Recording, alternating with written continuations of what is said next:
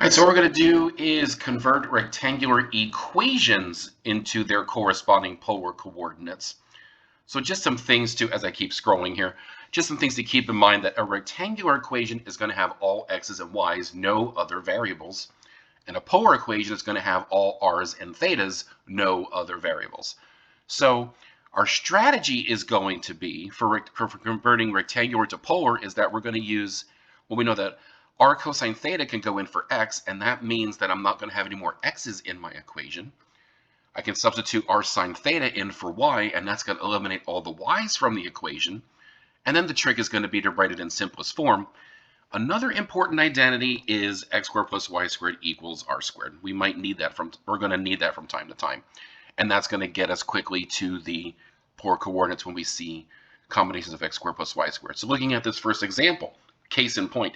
Now you could go through and substitute r cosine theta and r sine theta in for x and y, and through simplification and using the Pythagorean theorem, you would get down to r squared equals 36, because x squared plus y squared equals r squared.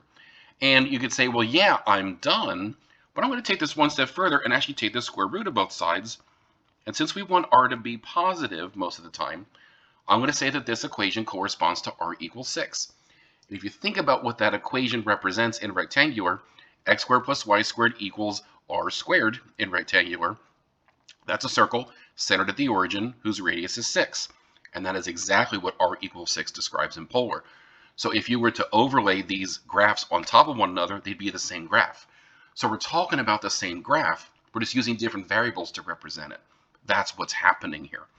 Okay, so let's look at another example.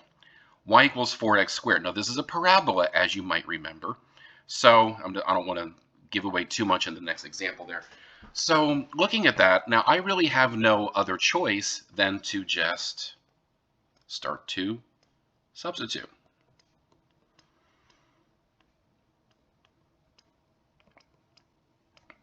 Okay, now the goal, if we can make it happen, is to write one expression for r, that's r equals. Okay, that's usually desired. Okay, sometimes we can't get there, sometimes it just is too much of a mess to get there, so we do what we can.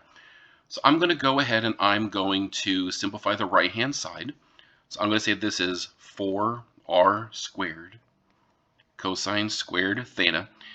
And next I'm going to show you something that's a little bit unorthodox. Every time we've run into variables in equations, we've always said, never divide by a variable, never divide by a variable. Well, here you can, okay? I'm going to go through and I'm going to divide by r. And that's because r equals 0, you know, the fear of dividing by 0, right? R equals 0 is just a point. So and that point is going to basically be on the graph anyway. So dividing it, we lose no more information. So we have sine theta equals 4r cosine squared theta, which means I can easily solve for r now. I'm going to say that r is equal to sine theta over 4 cosine squared theta, which, if you're feeling ambitious, I challenge you to try to write it this way.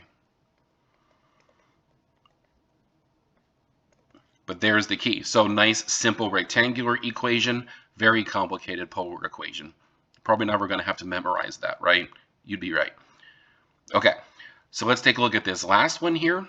This is a circle, as you notice, with center at 2, 0 and radius 2.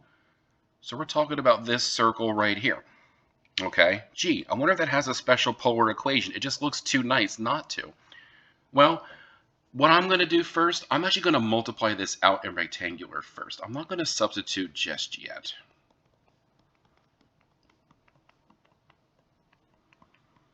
And you know, things really started to simplify there. These 4's are going to cancel out. I'm going to put the x squared plus y squared together because I know that that can be replaced by r squared. And I know x can be replied by 4 cosine theta. And here we are again, all right? Now, here's what I'll do. I'll isolate. Well, I'm going to actually factor out the r this time. Use the proper mathematics. We get r equals 0 or r minus 4 cosine theta equals 0. Well, this is just a point. The r equals 0 is just a point. And as you can plainly see, our graph does pass through the origin. So that means this is just redundant. So there's your rectangular form of that equation. R equals 4 cosine theta. Interesting. What significance does that 4 have to us? Well, we're going to explore that later when we get into more in-depth polar graphs. So be sure to stay tuned for that. Thank you so much for watching.